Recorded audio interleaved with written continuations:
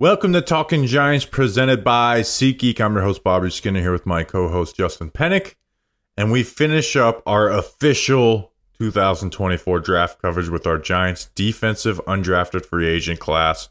We got 3/4 guys we're going to talk about. We're going to talk about a kicker, and I got some kicker stats for you. I went through a wormhole of kicker stats. Justin, how are you? How you feeling? Good, man. I'm finally gonna put the X and get those tabs off. The last of my 2024 tabs on my computer will be gone today, and they will not be opened up until we do 2025 draft stuff way too early in a couple weeks. I'm good. Definitely the defensive UDFAs are more exciting, and I think that there's a better path, maybe a little bit more of a chance that they can make the roster than some of the offensive guys. Yeah, I still think Jake Kubis, the offensive lineman out of North Dakota State, has the best chance. Yeah, NFL-wise. But then 2 through 4 for me are the 3 defensive guys that we have. Obviously, we're going to be talking draft. We have our mailbag on Friday. It's going to be a lot of draft-related stuff. We're going to have Dan Snyder on the week after, most likely. We're going to have a lot of draft stuff. So we got a lot of stuff going on. Justin, before we get into these defensive undrafted free agents, first, if you're watching on YouTube, my ring light broke as we were getting ready to record, so now I got a dark side of my face.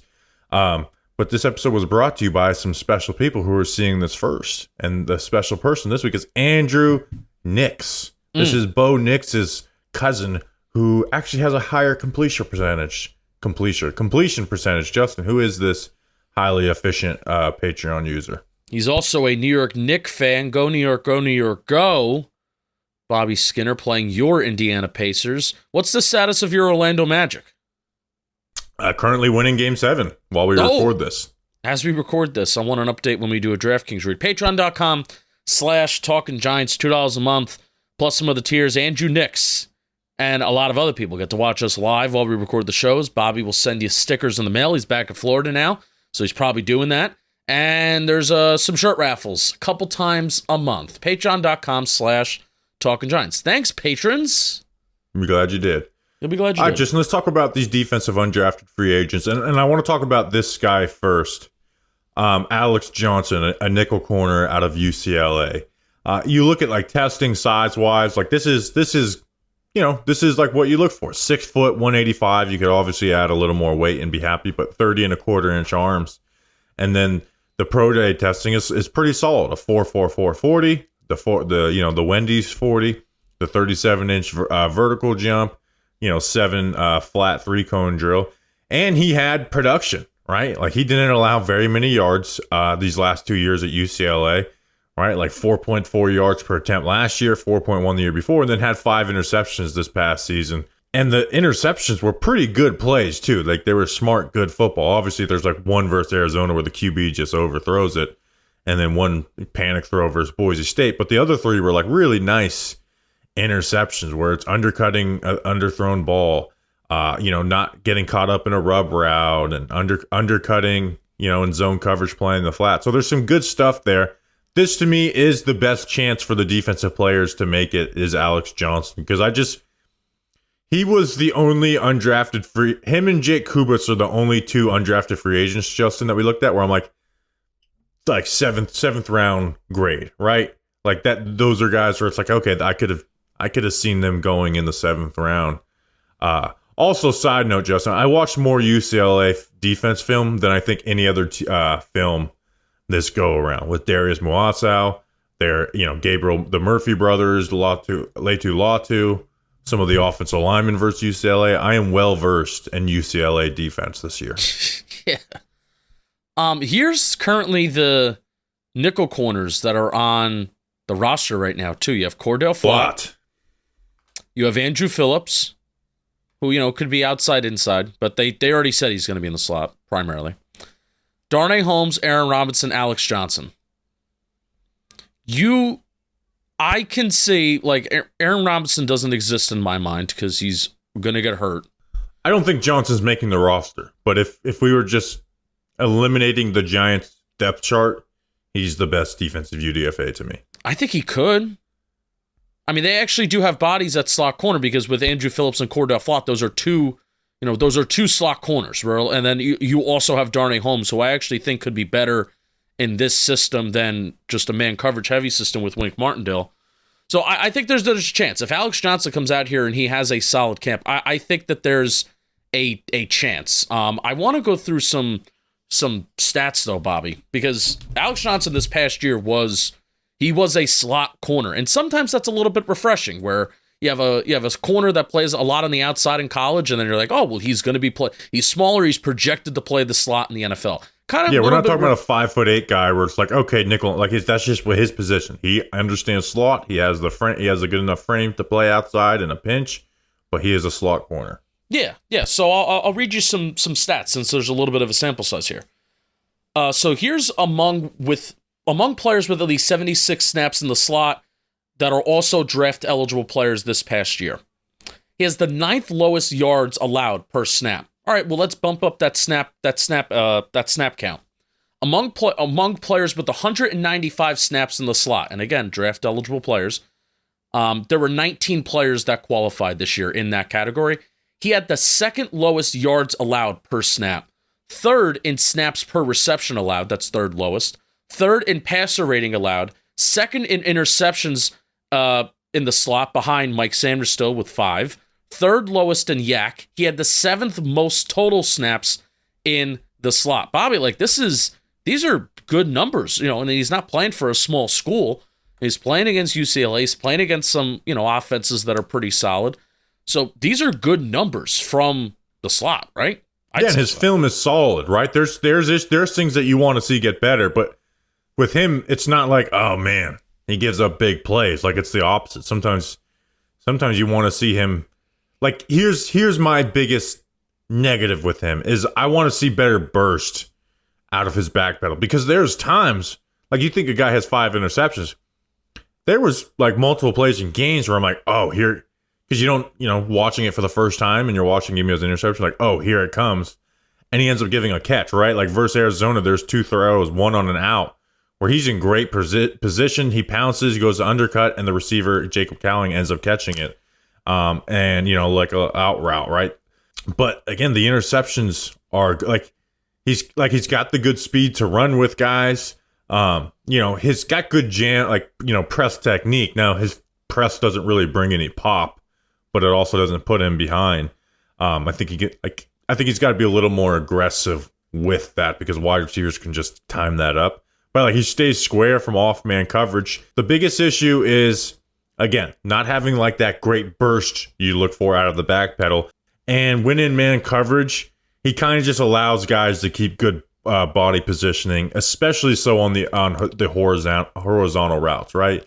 Like he gets across, or he's very happy just kind of letting that guy be in a position to box him out.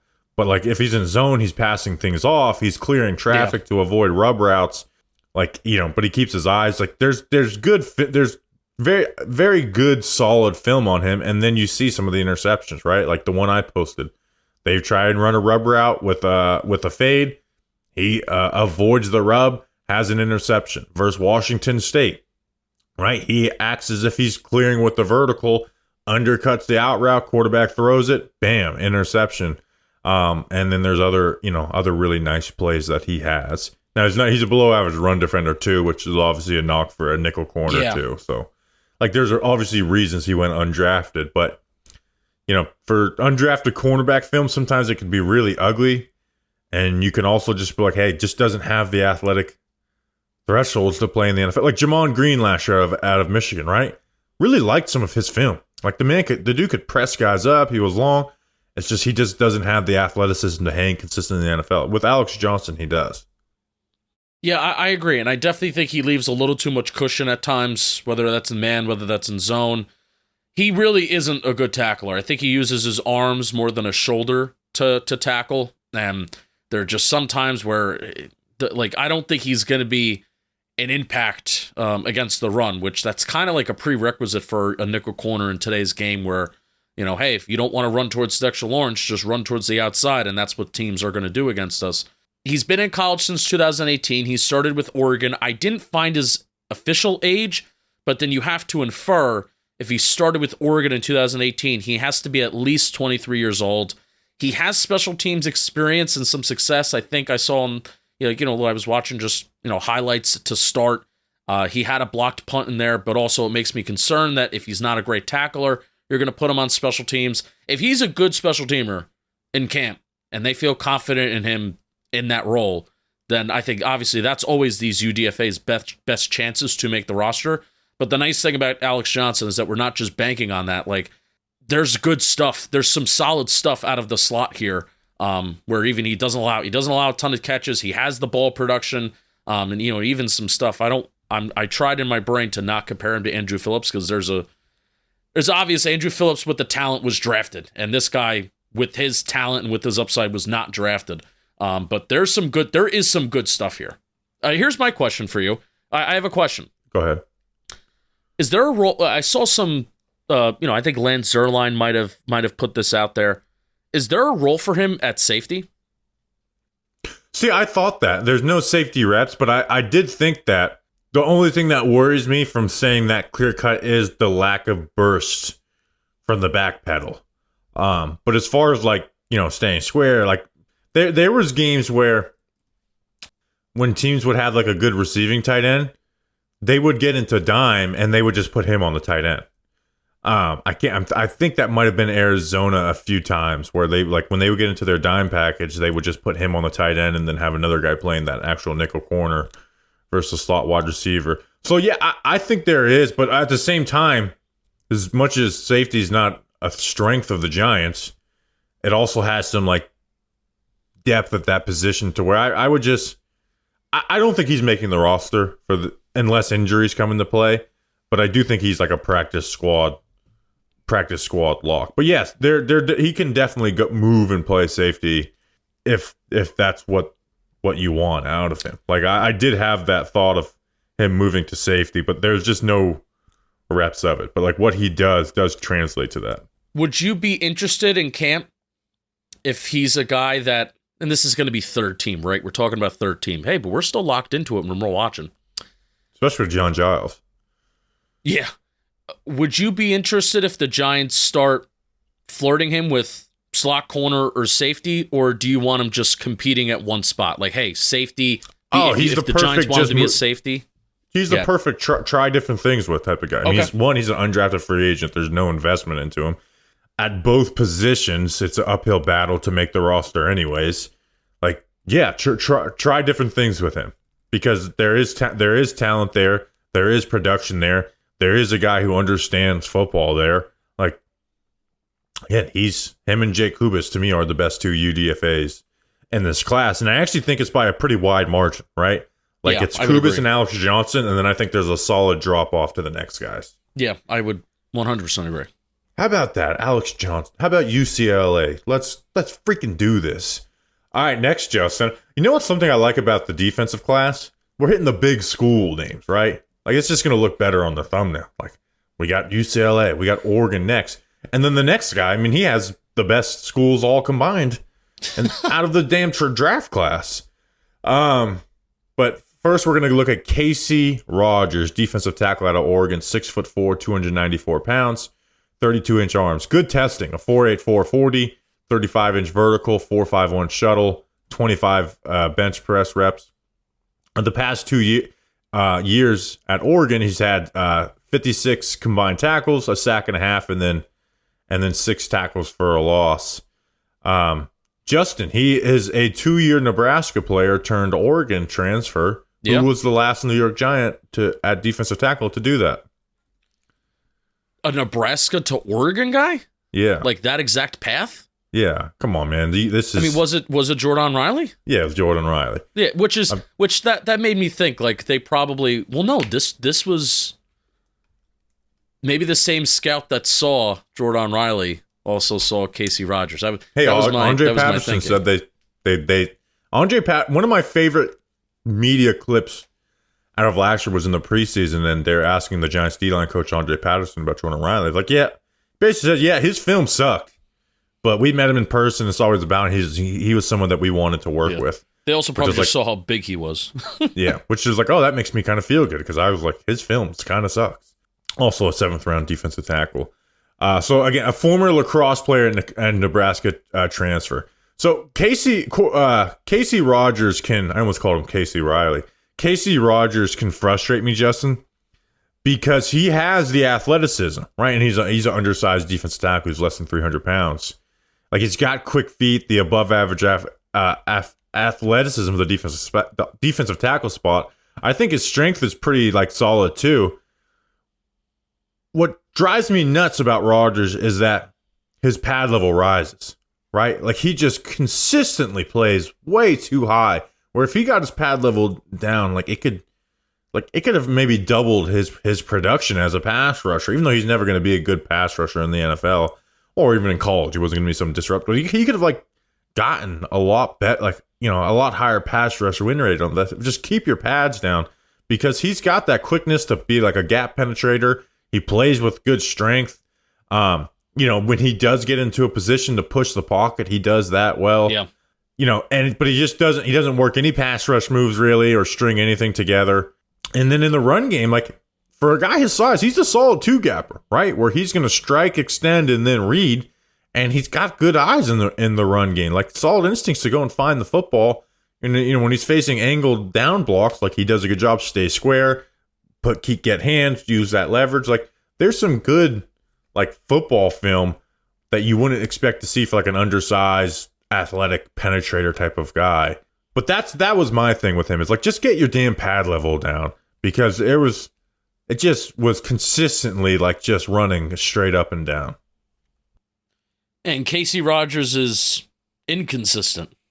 that I think that's the biggest thing, where you can see some plays where knockback power. I think that's what Andre Patterson, when talking about Jordan Riley, the phrase knockback power gained some traction. And I think the knockback power is there at times for Casey Rogers. He's not the biggest guy in the world, but it's there. He gets out of his stance in a hurry.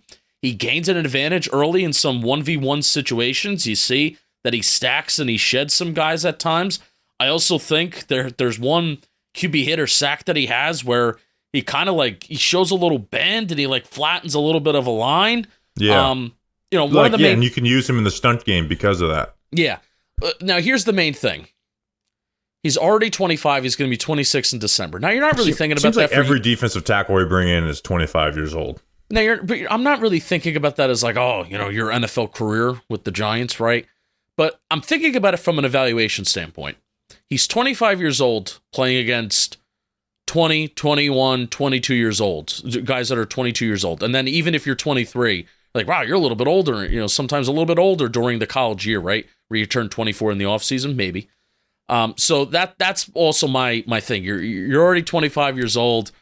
You're playing against guys that are much younger than you. You didn't even have a ton of production. He wasn't even a full-time starter with Oregon last year, and sometimes it's hard to watch a game of his because you're waiting for him to even be in the game. I'm getting excited. All right, I'm going to see a Casey Rogers rep here. Let's see something good. Let's see something flashy. And he wasn't even in the game. He rotated pretty heavily at Oregon. And he also had a very high missed tackle rate at 26%, which usually you don't see defensive linemen with that high of a missed tackle rate. So I want consistency. That's the main thing that I think his film is missing. And when there's fun plays, whether that be against the run or against the pass, they are fun.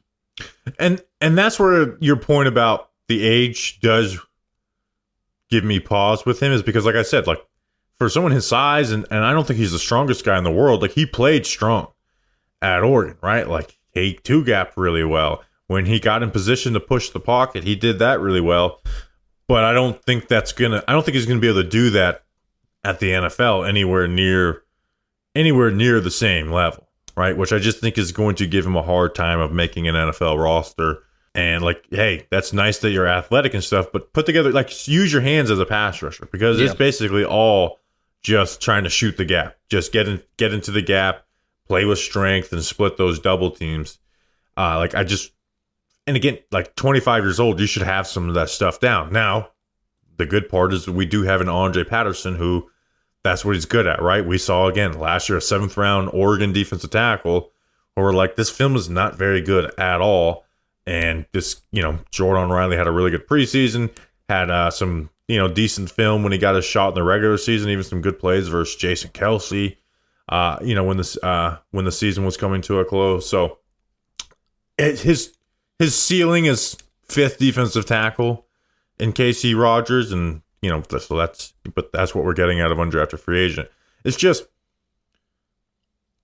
there's those 3 things that I just want to see, right? Where it's just get your ass down, put together some pass rush moves, and then the missed tackles, obviously, like you mentioned, you want to see those cleaned up, because there was a couple plays like you mentioned where, oh, here it goes, here's a nice Casey Rogers play, and the back ends up just scooting away because he's not able to cleanly wrap him up.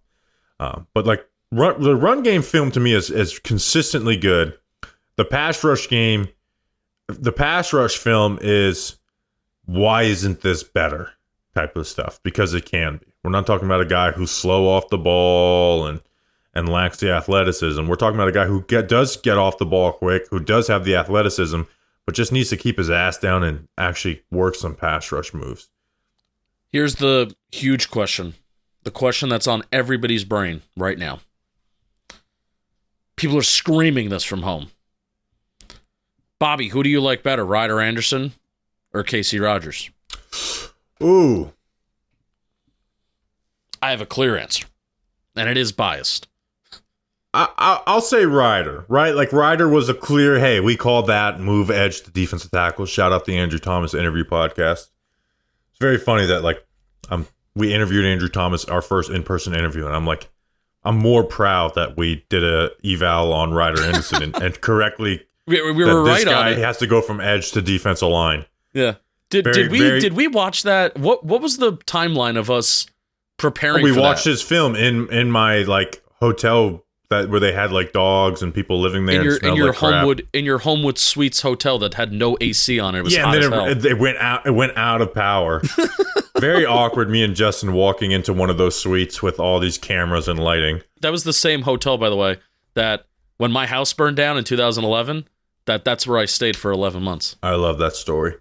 But yeah, I would go Ryder Anderson over Casey Rogers. Man, Ryder Anderson was a guy on the 53-man roster for a team that made the playoffs. Yeah. Now that defensive tackle group was really bad depth-wise, but he made some plays.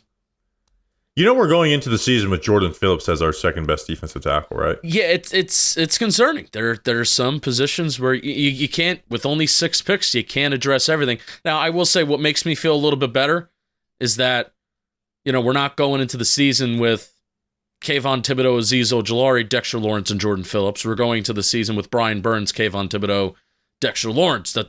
That's going to be the big 3 that's going to lead you, right? Maybe we'll see some more NASCAR stuff. I love seeing NASCAR stuff. Justin, speaking of NASCAR stuff, why don't you talk to us about DraftKings while I hold the DraftKings NASCAR on the screen? I'm talking formations, by the way. I'm not talking about the sport. If you didn't know, the 2007 to 2011 teams. I'm talking about the sport. Had 4 defensive ends on the field at one time, and they would call that the NASCAR package because those guys were fast. It's kind of crazy, listing all those defensive ends that they had, and they could start for a lot of teams. Even Dave Tollefson should have gotten more run. Bottom of the ninth, 2 outs. Fucking Giants Ring of Honor member and creator. We got to have him on. Bottom of the ninth, 2 outs. Bases full. We got to have him on when he's not hunting, fishing, and loving every day.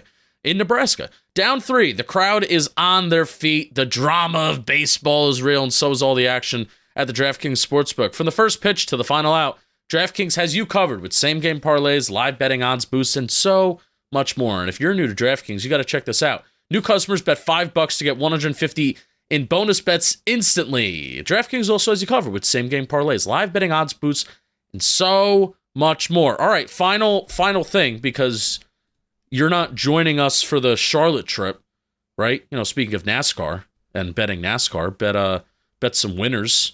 Bet top. I like betting top 5 because you have more of a shot at hitting that right for NASCAR. Will you even be coming up for a Charlotte show, or is that out this year? This year? No, I can't do it. I mean, if the company pays for it, I'll do it. All right. Well, we'll keep people posted, but I'll be in Charlotte if you wanna see me. I'm going from Tuesday to next Monday. I'm making a trip out of it. I think next year we might do that. Download the DraftKings Sportsbook app now and use code WORLD. New customers who bet $5 get $150 in bonus bets instantly. That's code WORLD, only on DraftKings. The crown is yours. Gambling problem? Call 1-800-GAMBLER. In West Virginia, visit www.1800gambler.net. In New York, call 877-8-HOPE-NY or text HOPE-NY 467-369. In Connecticut, help is available for problem gambling. Call 888-789-7777 or visit ccpg.org. Please play responsibly on behalf of Boot Hill Casino and Resort in Kansas. 21 plus age varies by jurisdiction, void in Ontario. Bonus bets expire 168 hours after issuance. See dkng.co/bball for eligibility and deposit restrictions, terms, and responsible gambling resources. Bobby Skinner, you'll be glad you did. Magic are choking this. They were up by 10 at half. Paolo has 30 points. It's the third quarter. They're down by 2. They're down a 12-point deficit in the third quarter. Figure it out, Orlando. I need something to enjoy. Let's talk about the last. Actually, no, he's not the last. It's not the last one. What are you talking about? Not the last, right? I almost got emotional for no reason. The next guy, Justin, not the last guy, is Ovie Oghoufo, right? You look at the name, think it's going to be hard to pronounce. It's actually very easy. Ovie Oghoufo. Edge out of LSU, Justin. 6'2", 248 pounds, 33-inch arms. His pro day testing was a 4.8 140, 34-inch vertical, 4.4 shuttle, a 7.22 3-cone drill, and 20 bench press reps. I want to talk about this guy's college career. And by the way, this is not a guy who got zero run in his college career. He got consistently almost the same exact stats every year, at least sack-wise. From 2018 to 2020, he played for Notre Dame. Pretty big school, huh? From 2021 to 2022, he played for Texas. And then this past year, he played for LSU. That is a hell of a trio of colleges to play and again, to actually play for, right? Like here are his sack totals the last 5 years, and then the playing time is fairly equal to 2.5, 2.5, 2, 2.5, 2.5. He's if there's anything that Ovie Oghoufo is, he's consistent. But just having that collection of colleges is really nice for Oghoufo. Oghoufo might have the best single highlights out of this UDFA class versus good talent, right? There's a play where he rips around the corner versus J.C. Latham for a sack in 2022 versus Alabama when he was with Texas. But you're just constantly wanting more, right? The athleticism for his size is average. The get off is average. The core strength to me is lacking. But what he does best is he has these just quick initial wins using his hands, right? Whether it's rip, he'll work a swim. If there's a head-heavy offensive line, he'll bull and pull. He'll put that guy on his face, and he's got good lateral quickness. It's just that he never really has the conventional down and down out edge type of wins as a pass rusher. He just never wins around the corner. Now I was watching him versus good competition of Alabama and Florida State and stuff, but he just never had a clean win around the corner, let alone a sack or a tackle for loss in the games that I had watched. And he just, with that size, he struggles with length, right? Once a blocker is engaged with him, he just cannot disengage as a pass rusher. And if he does have a nice start to a rep, he just doesn't have that power that you want to finish what was a good start. It either has to be a quick initial win or bust with him. And then in the run game, I think is actually pretty solid. He gets into his blocks with good leverage and hands, and he just has that hand. He doesn't have core power, but he does have hand power, right? He brings some pop to you and with hand quickness, and he can raise offensive line's pads. And like I said before, there's wrestlers like Tyler Steen and stuff where those guys are a little overeager in their run blocks, and he'll dump them. And that lateral quickness really shows up. When they're pulling at him, he's going to get flat. He's going to spill those. He's going to force you outside, and he has really good discipline on the backside of runs. And he's got a lot of coverage experience. So this guy is someone who is just, it's a lot of average film, and then you're looking at a 6'2", 248 frame with average athleticism and lacking, the strength that you need at that size. And it, probably doesn't lead into much in the NFL, unfortunately. He's 24 years old, and I think flashes. He flashes with some really fun plays and some high, some really good reps at times. I think Ovie Oghoufo is going to has the potential to be in the fourth quarter, third quarter, a preseason good defensive player. like that will make some plays, that will beat some tackles. He does use some moves at times. He does kind of do a good job. Yeah, he's got good moves, and if he has a quick, like he shows you these quick wins. Like it's just he's never going to be someone who consistently wins at the NFL level. Right. And I think like my main note is high effort and motor player. And if that's like your biggest plus, then odds are you may not be that good if you're not like this plus athlete, right? That's why I think like when stuff breaks down, right? When you have a quarterback, when you have a running back, when you have somebody that doesn't necessarily know what they're doing in the fourth quarter of a preseason game, Oghoufo going to be there, and he's going to be playing like a bat out of hell. And I think he's going to make some fun plays. When somebody messes up a blocking assignment, I think he could be the guy that could take advantage of that kind of stuff. So I'm looking forward to watching him on the edge. I think you kind of nailed it. Again, high effort, motor player. He has some flashes of some really good stuff. He's not a plus athlete. He does have long arms, and I do think he uses those long arms really well, whether that be as a pass rusher, but especially in the run game to kind of extend and then even shed sometimes. A lot of his run plays, the run stops were made when he was kind of like this backside defender and he wasn't blocked. I think you may see that a lot in the preseason too. So I'm looking forward to watching Ovie Oghoufo in the preseason to see what he can do. Yeah, he's definitely a better run defender than he is a pass rusher. Like that's where the best plays show up is as a run defender. But you'll see a flat like again, J.C. Latham. That guy just went 7th. Like the Giants took Malik Neighbors. The next pick was J.C. Latham. Like he had a sack on Bryce Young. Bryce Young held onto the ball a little bit.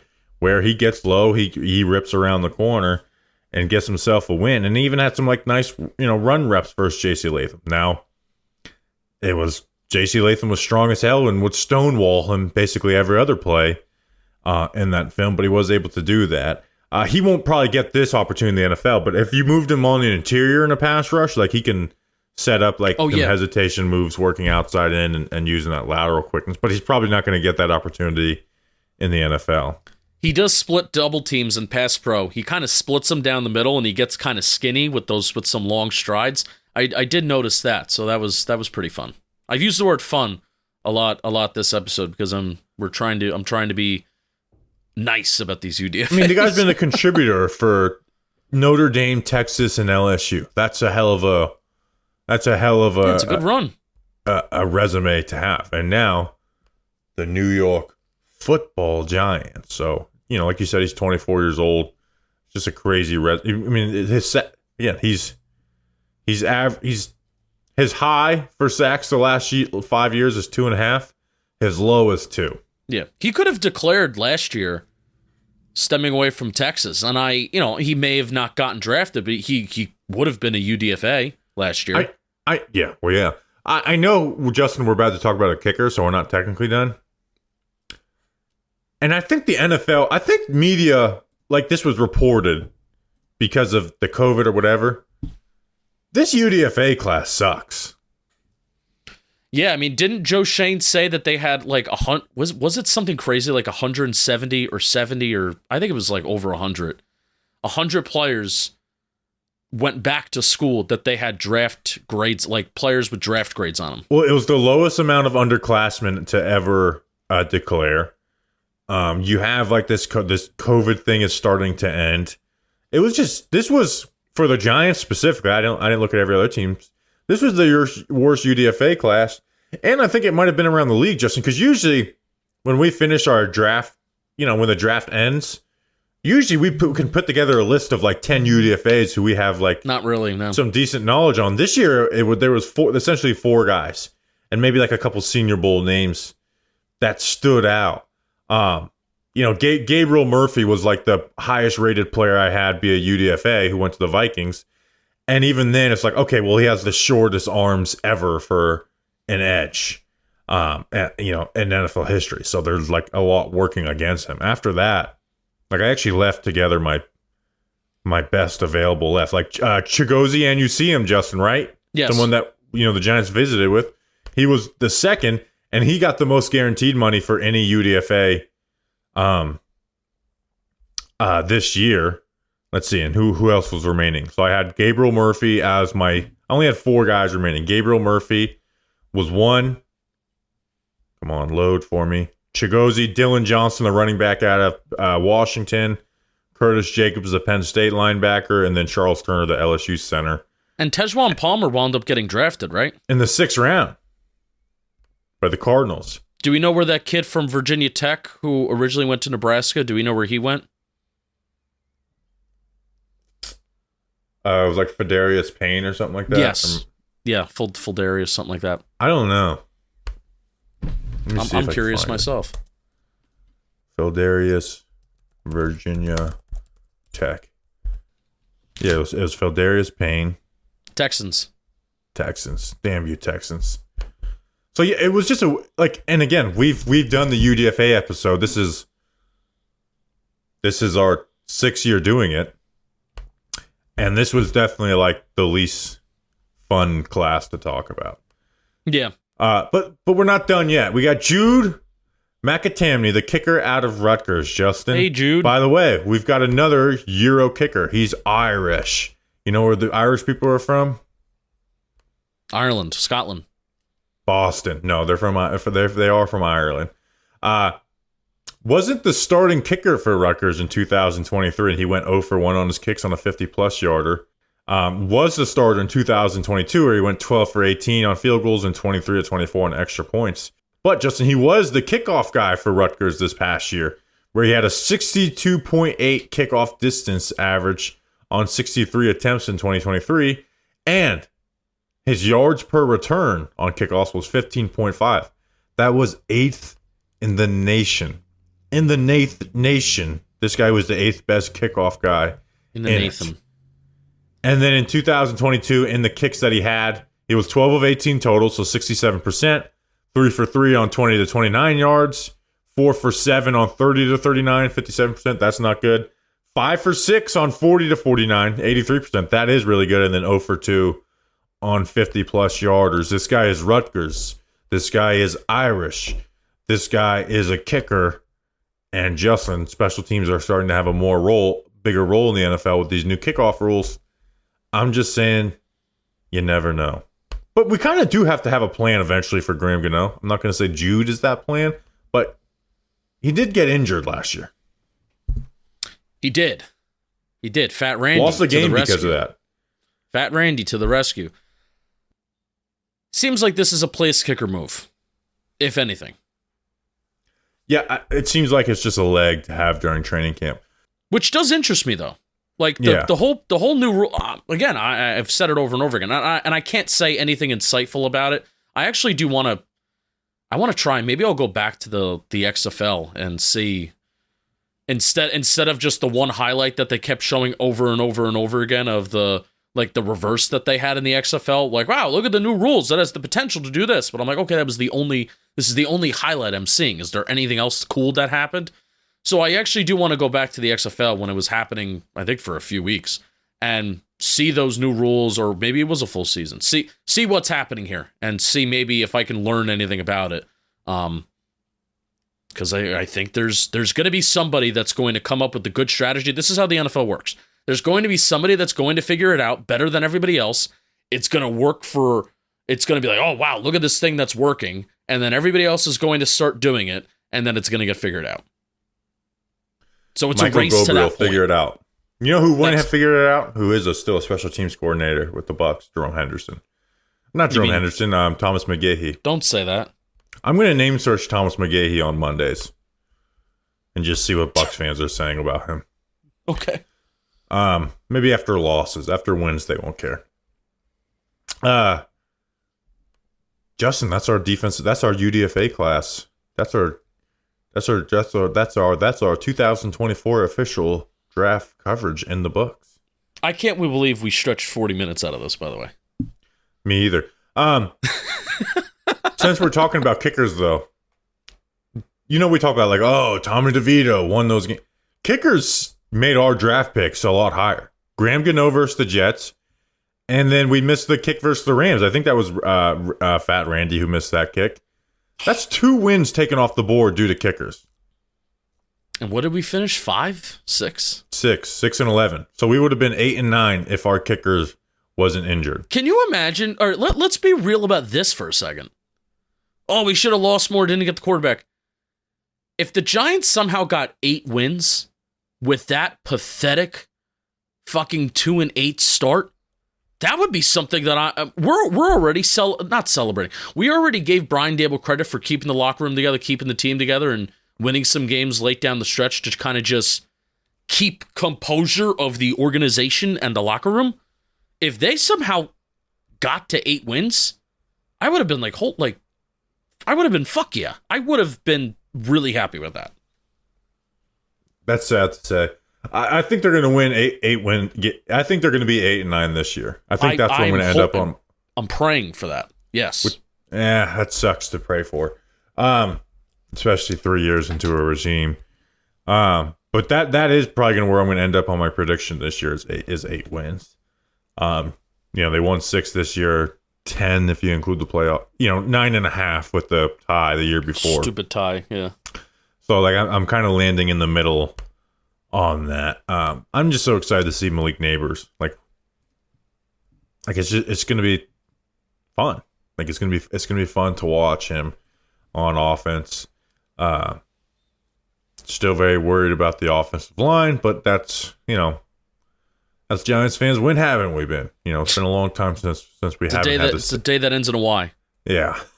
But hey, Carmen Brasillo, he's going to fix everything. Yep. He's going to take trash and make it perfect. So that's our draft coverage. I know we did the whole appreciate you on the post-draft pod, but truly do appreciate you guys for everything. So we're going to do a mailbag on Friday. We're going to get back to our Tuesday, Friday schedule. We got our mailbag. So mailbag Friday. Going to talk with Dan Schneider, try and get him on, get his thoughts on the organization as a whole right now. We've got the license plate guys softball game, Dexter Lawrence softball game. So make sure you're getting your tickets to that. Hopefully we can get some stuff set up for that. Appreciate you guys very much. We will see you on Friday with the mailbag pod. Until then, let's go Big